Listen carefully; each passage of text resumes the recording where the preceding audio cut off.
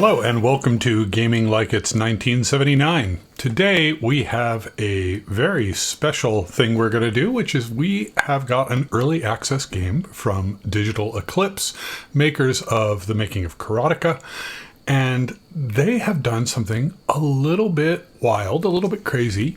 They have remade, maybe readapted, the very first Wizardry game, Proving Grounds of the Mad Overlord, first shipped on the Apple II in September of 1981. What they've done is they've taken this game, and my understanding is they say it's built directly on top of the Apple II version of Wizardry. Whether that means they're literally using the original code or not, we'll see as we go on, maybe.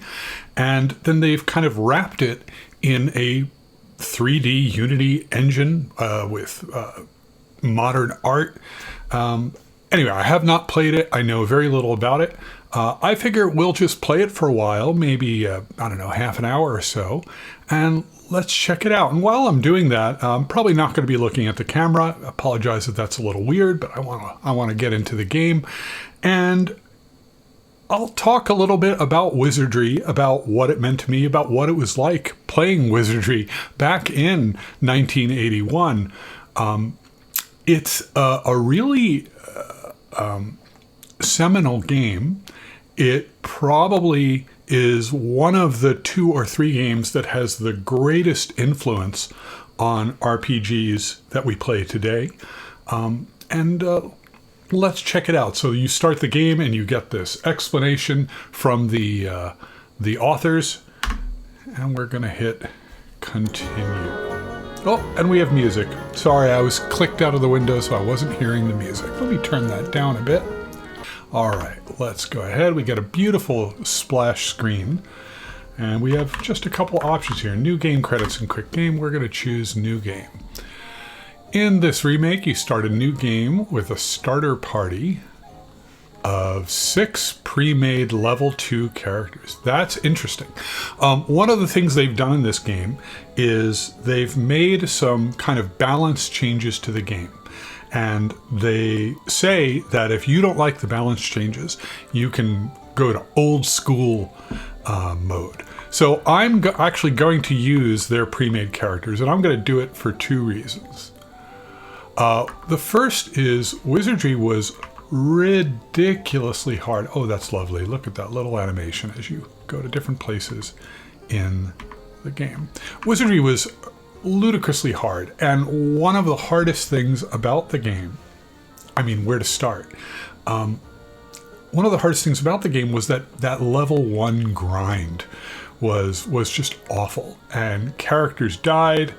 If your whole party died, they would be abandoned in the dungeon, and the only way to get them back was to send another party in to go get them. So, you have the potential here, if you dive too deep in the dungeon, of just losing people essentially forever.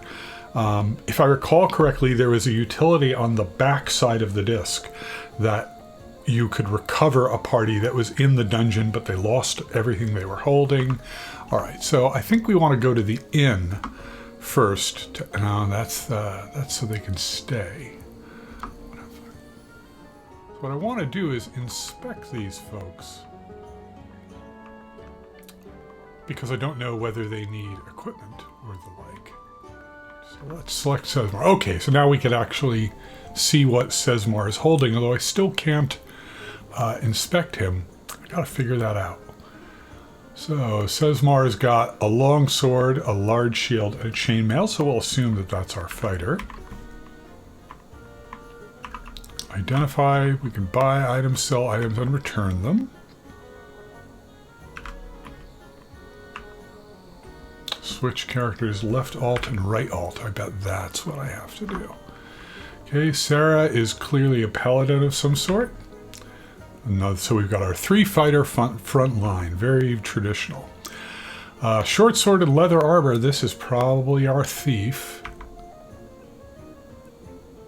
Anointed mace and leather armor, so he must be a priest. Robes and a staff, so that's our wizard.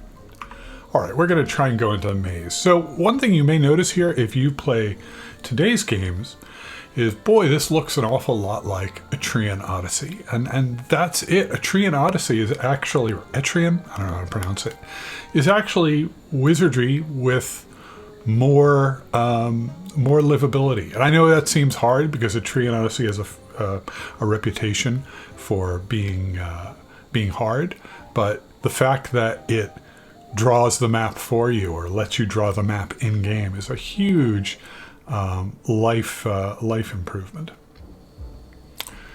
You've taken your first step into the fabled Maze of Lilgamin. I think that name, that was a retconned name that only came in the later editions of the game. Overlord Trebor. Trebor, of course, is Robert spelled backwards, named after Robert Woodhead, one of the authors, or one of the creators. The story as it was, that his one-time friend and advisor, the wizard Werdna. Werdna here. Werdna is Andrew spelled backwards. That's Andrew Greenberg, the programmer of the game. Currently, he's he's a patent attorney, and I think Robert Woodhead is all involved in Animigo and bringing anime into the US. So they've had interesting careers past wizardry and Surtech. But we need to go get the amulet. Power and rank of honor guard to any adventurer who recovers his amulet. And so we came. Somewhere deep within this maze's Stygian halls, the powerful wizard Werdna awaits. So we're going to close that. All right, so this is Banana Pants. So let's look. What have we got? Well, we've got our character. They're holding a torch. And there, in the lower right hand of the screen, is the original Apple II Wizardry. I think if I turn right, yep. So you could see that it barely looks, and if you're looking at the postage stamp there on the lower right, you can tell that it's turning. I for inspect. Let's see if the Apple II keys still work. I'm going to hit I, and that does not inspect. Shift for camp. Well, we're on the stairs going back. I'm going to hit, oh, there we go. Yes, finally I can inspect my character. I wonder if I could have hit Shift back in town, and that would have done it. All right. Open party options. What are the party options? Remove from party, return to town. I don't want either of those. So let's just inspect these characters. Oh, as we said, we've got Sesmar, a human fighter. Again, this is a quality of life thing. I don't even know what to call it. Sesmar has a picture. This was not a thing in 1981. In 1981, if you look in the lower right corner again, what you can see is a bunch of numbers and a name.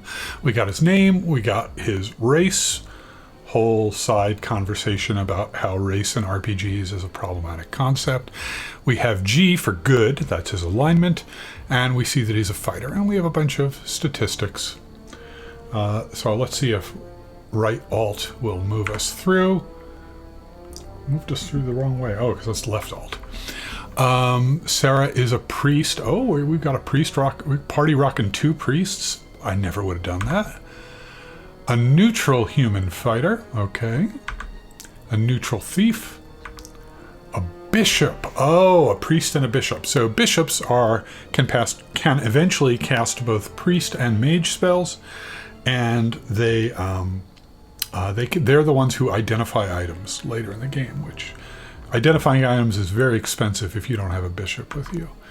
And a gnome mage. Is there any way to look at spells? So I've actually, for a long time, I've wanted to do a video just on the spell names in Wizardry.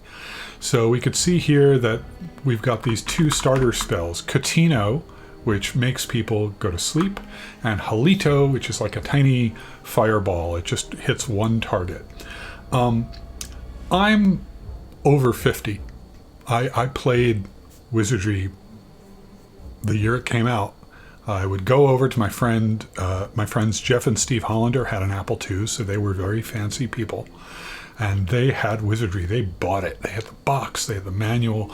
Beautiful box. Beautiful manual. It's just, and as I said, I'm over 50. I still remember these spells. There's a grammar to these spells. The Apple II had tiny amounts of memory and tiny amounts of disk space. So having all of the spells is probably like maybe, I don't know, 40 spells. It might be too many, 30 or 40 spells. You couldn't waste the disk space or the memory space on the text of those spells. It would overflow the disk. You only had like 150 kilobytes, 130, something like that, if that. So the spells had a grammar. By that I mean this is Halito, which is like a little fireball. A little later you're going to learn Mahalito. And that Ma prefix modifies a spell so that it affects all monsters. There's no spell Makatino, because Katino actually puts everyone in the opposing group to sleep. But if there was a Makatino, it might do more than a monster group. It might do all of the monsters. There are prefixes Ma, Ha, and Ba. This pick tends to have to do with priest spells and location. Anyway, they use the grammar to make it so that they didn't have to actually have the text on disk as part of the program. Essentially, they could use these little particles once and then reuse them. Okay, I've spent 10 minutes talking about spells. We still haven't even moved from the very first square. I just wanted to look at the rest of them, and we have. All right, so I have the first level of this dungeon memorized. I've never played their version before, but I've played mine. So I know what I'm going to do. The structure of this dungeon, is there a map here? I don't see a map, so we, I guess, have to remember it ourselves. The structure of this dungeon is that there's a hallway here going to a room, and then there's another hallway going the other direction going to the rest of the level. So let's take the hallway going to the room. So we can see there's lots of little doodads in the dungeon here, and I expect that none of them are meaningful. Wizardry does not have like a lot of ideas as to what you do in a dungeon. You just walk. You walk, you encounter monsters, and if you reach a door, you can go through the door. The game would say kick for kick in door. If we walk into the door, it used to say ouch. Yep, there we go. Ack, ack. But we're not taking damage or anything. It's just a visual effect. All right, so let's kick in the door. And this room, you very often encounter people in this room, encounter monsters. All right, so when you meet a group of monsters in Wizardry, you do not necessarily know what those monsters are. And here I'm talking about the original Wizardry. Sometimes you identify them, and in this case you can see that we actually have identified them as 5 undead kobolds. Sometimes it just gives you a description, short creature, and then you have to fight them for a few turns. And I don't know what that's based on. Presumably it's a random roll or of some sort. Also, again, I'm going to keep referring to the Apple II version in the lower right. That's the art. You can see the skeleton there. That's the type of art we got for an undead kobold. So this would be a hard fight for a first level character, which is I think why they started us at second level. But with second level characters, we might be okay. So we're going to hit... See, I was already trying to do it. A standard battle where you didn't want to use any spells, you'd go fight, fight, fight, parry, parry, parry, FFF, PPP. And I tried to do that. So we've got select action, quick select. Let's see what that does. Oops. Okay, so quick select just did a standard option, but I don't know what that option was. I suspect it was fight, fight, fight, parry, parry, parry. But let's do it for real. So we're hitting enter, and now our options are fight, spell, parry, run, use to spell, and we can see here we've got all of this. All right. So one thing that's really interesting here is we have this UI up front with the icons, but the small Apple II version in the corner is actually useful. That's pretty cool. I thought at first that was just going to be nostalgic, but actually it kind of serves as a little bit of documentation in this situation. All right, previous character. Okay, so our main character is going to fight. Since these are undead kobolds, let's have our priest try to dispel them. And it's not asking me what group to attack, I guess because there's only the one group. I want to say that you still had to choose the group.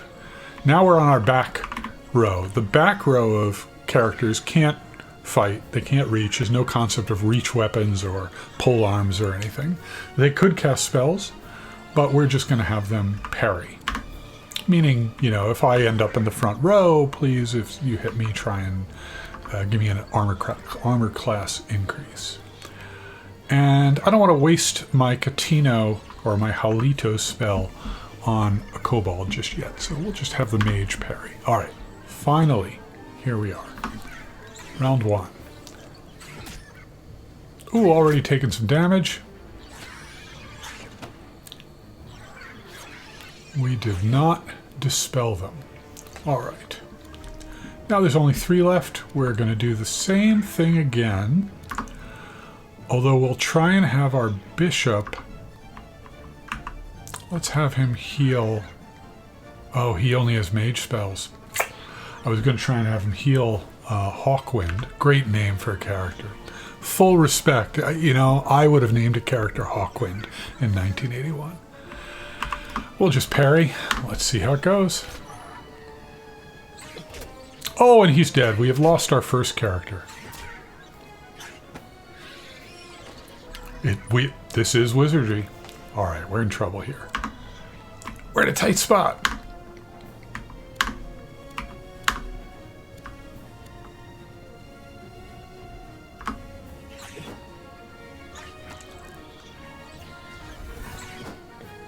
Oh, you could see also my thief now has moved up to the first row to replace the dead character.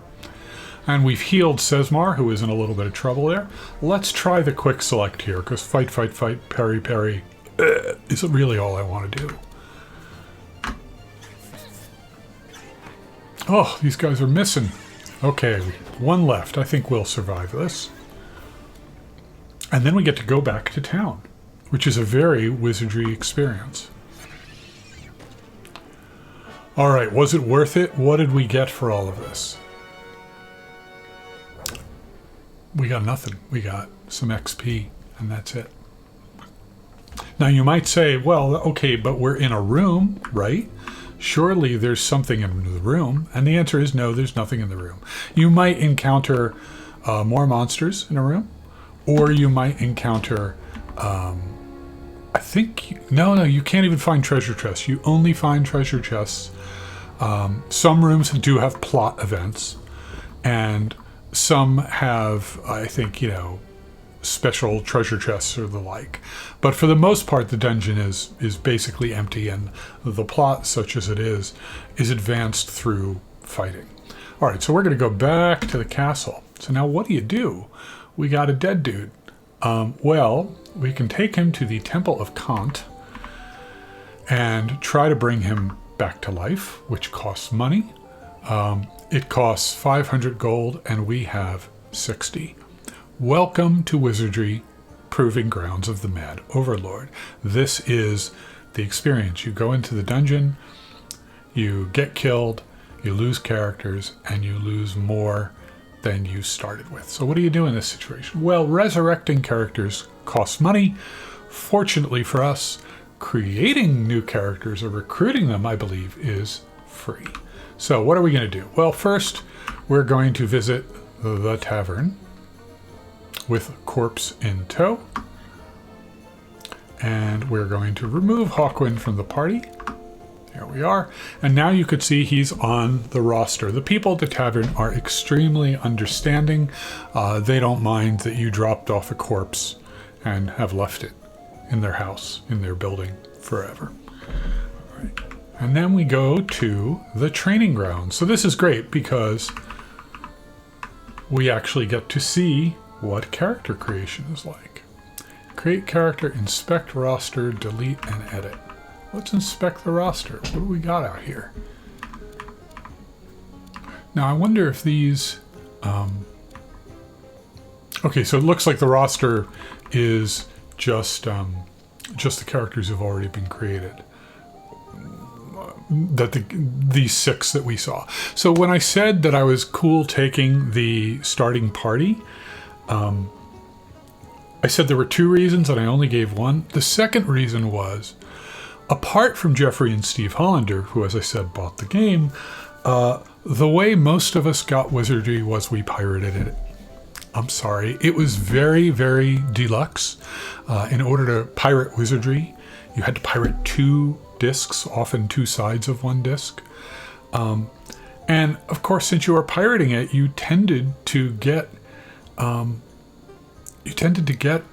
disc that already had characters on it. So almost everyone who played Wizardry has had the experience of going to the training grounds at the edge of town and the training fields and seeing that there were already a bunch of characters there. So we have now had, we kind of had that experience by starting with these level 2 characters. So let's go ahead and create a character. We want a dwarf fighter, of course. There was a bug with the original Wizardry. So you see we have a certain number of attribute points, and it looks like those are now standard. Everything in Wizardry, Apple II Wizardry, was a die roll. There was a lot of randomness in the game. And one of the things that was random is the amount of attribute points that you started with. And in fact, there was a bug in that version of the game where about 1 out of every 40 or 50 character creation attempts, a halfling would get like 30 attribute points. I don't know if this was a bug or if it was kind of ham-fisted attempt to like simulate, Bilbo is really, really great. And so we're going to give them a little Hobbit bonus. But apparently that bug will not be happening here because, as you can see, everyone has a nailed down number. So we're going to do a dwarf. I'll put everything in strength more or less. A couple points in agility, I think. A couple points in vitality. All right, we'll call that. Now, there are all of these subclasses, and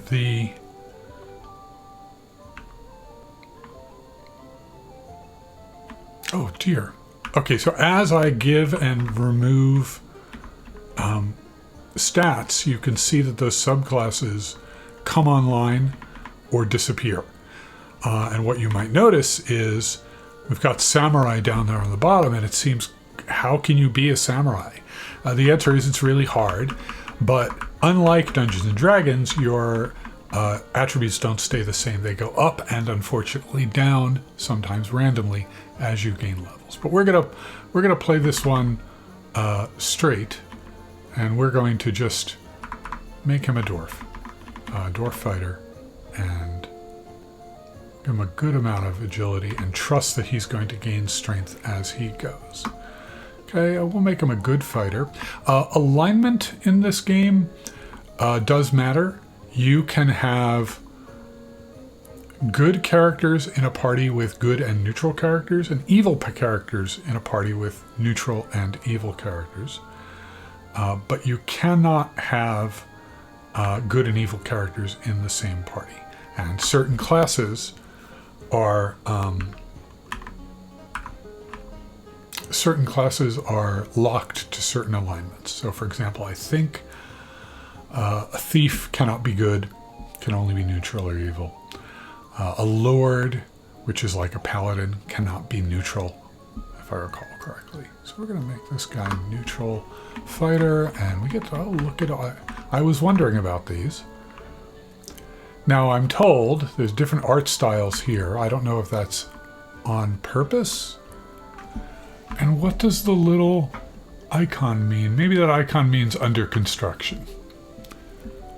All right, I'll choose that fancy-haired dude. Oh, we need a name. I'll call him. Let's see. Our first guy who got killed was named Hawkwind. So we'll call this one Corum. Keeping to the theme, do not at me at him being a dwarf rather than an elf. I don't care. All right, and let's go back to the tavern. Right, it is the tavern, and we're going to add Corum to the party. And we want to change his position because we don't want to leave our thief up front. Oh, but we need stuff. So let's take you. Let's take Prospero out of the party. And where's Hawkwind? I can't add him. Oh, oh boy. Did I just screw up? So Hawkwind was carrying equipment. Did I need to actually handle all that? Well, let's go to the store and see if Corum came with his own equipment. He did not. Okay, well, we're going to buy a longsword. I can't afford anything else. Well, Corum might well buy him a shield. He might not be very long for this world. That's okay. We'll make more. I don't think it was 60 gold that we had, so we did not get charged for recruiting Corum. And anyway, he's a level 1 dude, so chances that he survives are very, very small. So I do think that my strategy of having Sarah, the priest, try to dispel the undead did not pay off. I think it hurt us here. What if we... So is there a mini-map? There sure is. I never noticed the mini-map on the last playthrough. All right, we're going to go down the hallway. Let's do the same thing we did before. Is there an encounter? There's an encounter. Very often, that room... Oh my god, we're screwed. We're all going to die. This might be the end of the stream. So we've got 2 rogues and 5 small humanoids. We are just going to attack everyone in front. And I actually... think this is okay. So now that we have 2 groups, we can choose who to attack. We're going to focus our fire on the rogues. Our people in back can't do much, but I'm going to have... We'll have Tuck cast a spell. We're going to try and put the humanoids to sleep. The goal here being hopefully try to keep them from murdering us all at once. Oh, he's running away. Yay. They're all running away. They could have eaten our lunch. They should not have run away.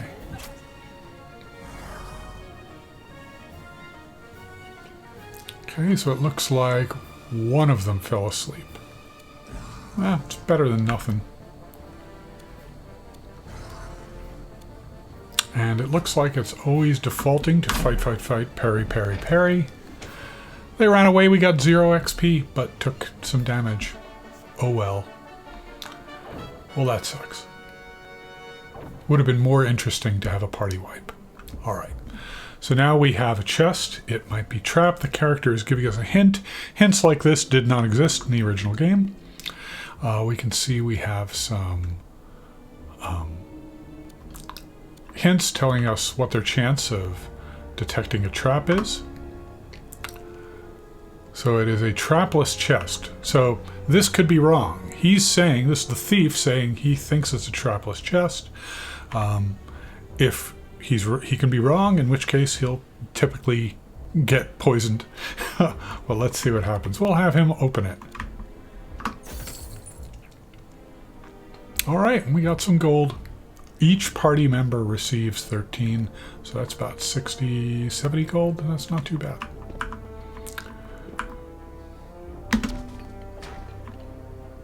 $78. Okay, well, that's down that hallway. Let's go this way.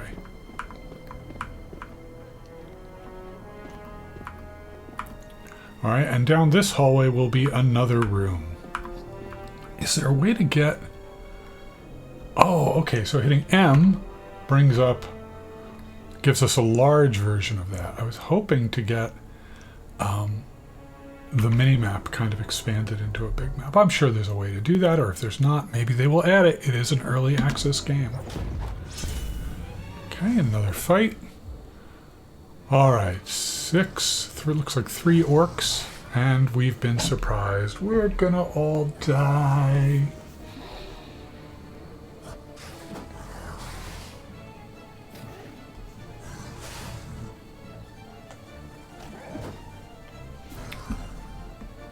They're all running away.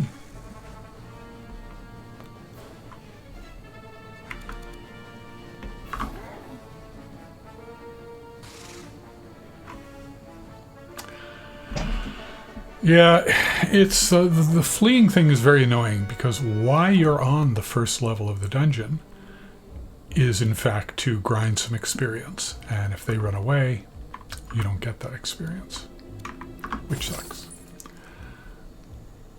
Okay, we do, however, now have enough gold that we could buy Corum some armor, which seems kind of important to me. So I'm going to walk around the room here to fill in the map.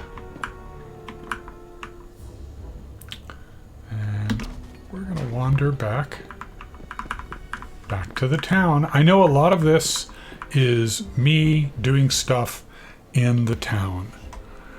Hi, Mark. Yes, 140K. I'm pretty sure you're right. 100, maybe 144. What was it? I remember track 15 or 15 in Hex was the catalog track, and it's 133K, I think, on an Apple II disc. All right, so let's go. Now, I think there's a way to pool the gold. Oh, it looks like it's automatically pooling the gold for me. It's telling me I have 155. One of the things you would do in Wizardry is you'd go to the shop, and you would constantly be handing gold back and forth because each of your characters had their own gold supply, and you had to hand it back and forth. All right, I'll get the chainmail on him. Pay 90 gold pieces. Yeah, that's right. And how about these other people? What are they? They've got large shields, not small shields. Ooh, haha. And I did not actually have Corum equip those items. I think I assumed that it would be automatic, but it was not. Let's also heal up a bit. So we're going to visit the inn. And let's have our healer. Oh, God. 10 gold, that's so expensive, and it only heals one thing. Consume some Vim. No, I can't afford it. I need more gold. All right, we're going to go back in, and this time we're going to have Corum equip his stuff.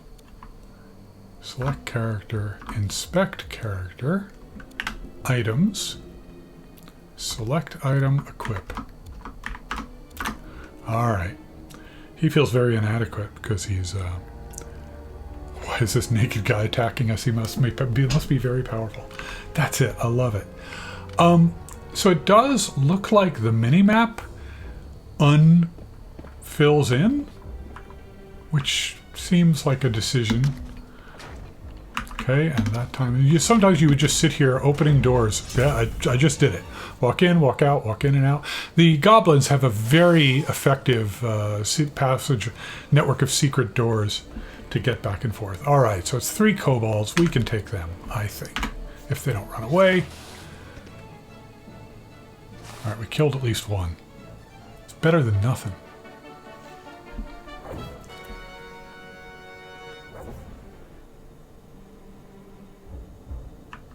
Okay. How are we for experience?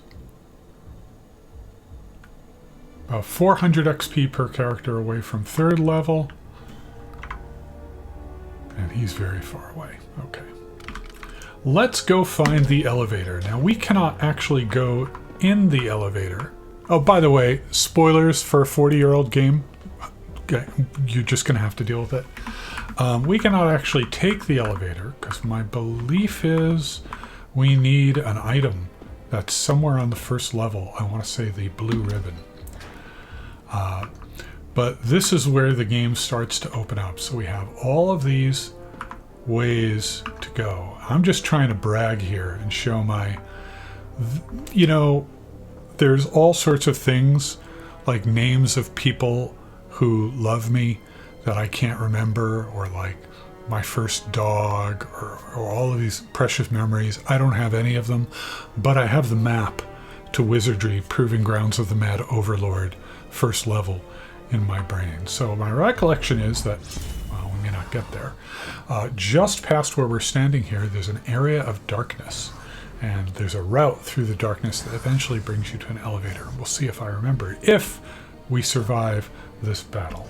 So, I very much want to get to the elevator. So let's focus on attacking, and let's burn a spell, because I feel like that's important. We're going to cast a Catino.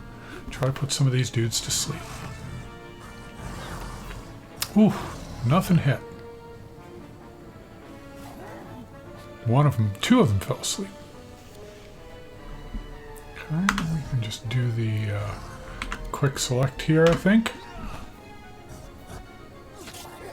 At least we killed one. Fight, fight, fight. Parry, parry, parry. Alright, we killed 2 small humanoids. I'm pretty sure those are orcs. Alright. And we get a little gold. Here we are. Ooh, there's a sign. Corridor out of limits, turn back. I don't believe you used UI to... Oh, there. I think you just got it when you walked up to that step. Alright, so my belief is we need to go forward about, like, until we bump our heads, and then we go right 1 and then forward again. That's my memory. Let's see if it's right. Right?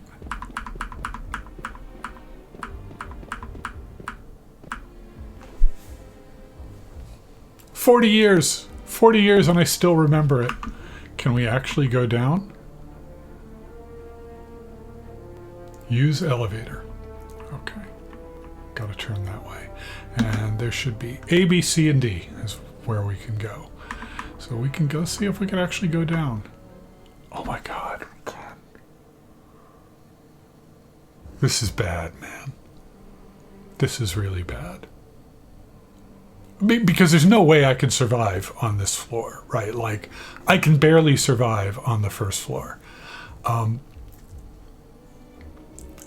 I like it. I like the idea of this, I gotta tell you. I think this is the end. This is going to be the end of the stream for today. I've been playing for about longer than I thought I would, about 45 minutes to an hour. And so I like the idea of going out in a blaze of glory. We'll leave these characters on the 4th level, dead wherever they are. We'll get to see what the recovery process is like the next time we play. And then next time we'll start with a brand new party of brand new suckers, adventurers. Or we could also see if there's a way to start over with the default party. But I like the idea of going out in a blaze of glory. So I think it's going to take 1 combat down here. And what I recall is there's a hallway, and you get told maybe that you can't go in if you don't have the blue ribbon.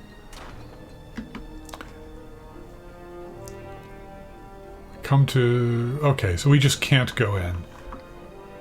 Yeah, because we don't have the blue ribbon. Spoilers. Alright, well, this should be it. This is going to be death. Only one thing, and I got a surprise round. The game is holding up a false hope for me here. Alright, attack, attack, attack. I'm using everything I got. We're going to use our fire spell, and our other dude will also use its fire spell to use that surprise round. Oh, this isn't looking good.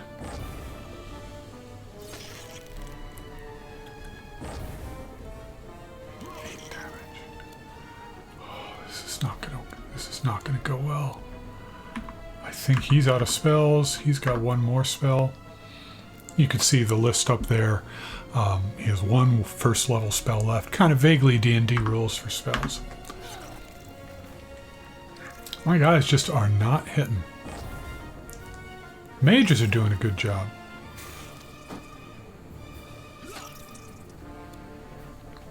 And now all we can do is beat people up.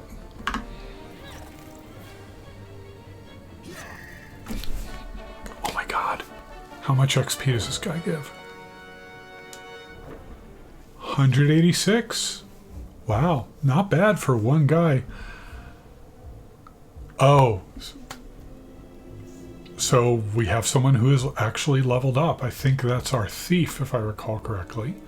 Thieves take slightly less XP than everyone else. Well, we're not going out in a blaze of glory. I think we got to see what it's like to level up a character in Wizardry. So now we have to get back through the dark area, which I think is the reverse of what we did before. I cannot believe it. That is a new area that we haven't been to. This is back towards, but there's no way to get a map that I can see. All right, we're going to have our thief rest up, and then we'll stop there. And then what I will do off screen, I think, is I may play not on a YouTube stream. I may take a different party in and use them as my level 1 party where I do all the boring grinding. And if I find some good equipment, then maybe I can trade it. And I got to figure out, I got to resurrect the guy who got killed. I got to get his equipment off of him. I thought I could do that, but apparently I can't. All right, so we've got Moradin. So now the way you level up in Wizardry is you visit the inn and you sleep. And this was a source of great controversy. The inn lets you spend money, and the more money you spend, the more hit points you get back. That's well understood. The less well understood thing, and I'm sure someone has like looked at the code and figured this out. The belief among 10-year-olds when we played this back in the day was that if you when you go up a level, you gain stats or you lose some stats. And the belief was, well, if you stay in the nicer room, you have a better chance that your stats go up. I do not believe this is true. In fact, I'm tempted to do it on screen. We should find the text for this. We should find the source code and look at it and answer this question. I think we're going to do that. Is that interesting? Is that a thing? Is that boring or is that cool? Well, I certainly don't see anything in here suggesting that staying the more expensive inn. Okay. Adventures Inn. Display the menu, get key. Take nap is going to be our function here that matters. Okay, and so the first parameter here is clearly the number of hit points you recover each night. The second number is how much it costs to sleep in that room. Okay, and you stay there.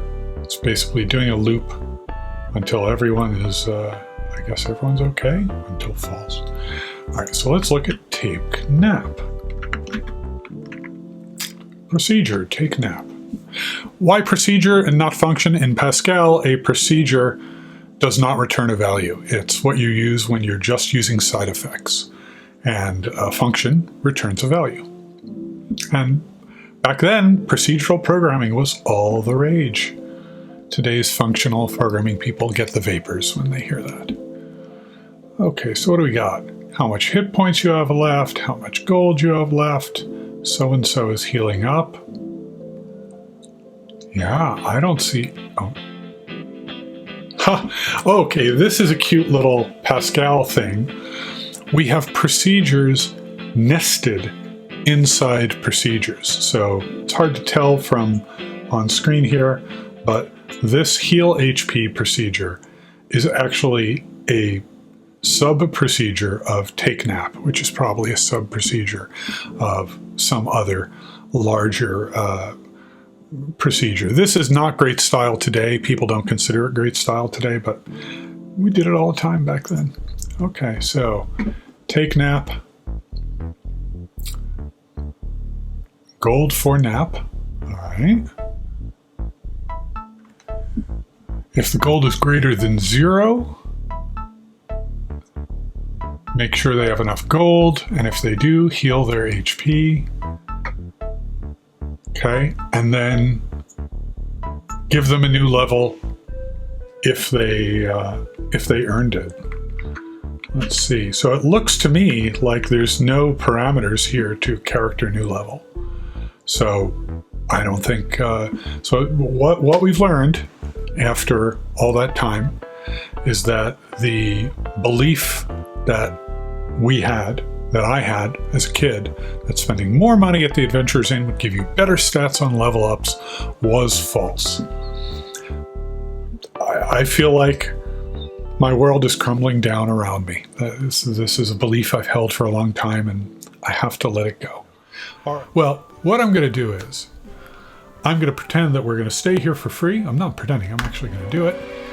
And oh my God. Oh, this, my friends, this is some quality of life stuff right here. The way Wizardry worked back in the day on Level Up was your attributes went up and went down and you had no control over them at all. Here, we've gotten points to spend, which is incredible. So let's... Yeah, I think we want Moradin to start working his way towards... Can ninjas be neutral? I don't know. I'll have to figure that out. But I think we want him to start getting a little stronger, and we'll put another point into agility. And let's see how that goes. All right. So those of you who just wanted to see me play Wizardry Proving Grounds of the Mad Overlord by Digital Eclipse, available on Steam for, I believe, at this point, $29.99 in early access. Thank you for joining the stream. I really appreciate it. All right, well, this has been Wizardry Proving Grounds of the Mad Overlord. Thank you for joining me. Those of you who are here on the live stream, you woke up really early to do this. You're very, very strange, and so am I. Thanks for being here with me. Those of you watching this next week, on the recording, you got a much more edited experience, and the one curse word I dropped, hopefully I remembered to edit that out. Take two. This has been Gaming Like It's 1979. Thanks for watching.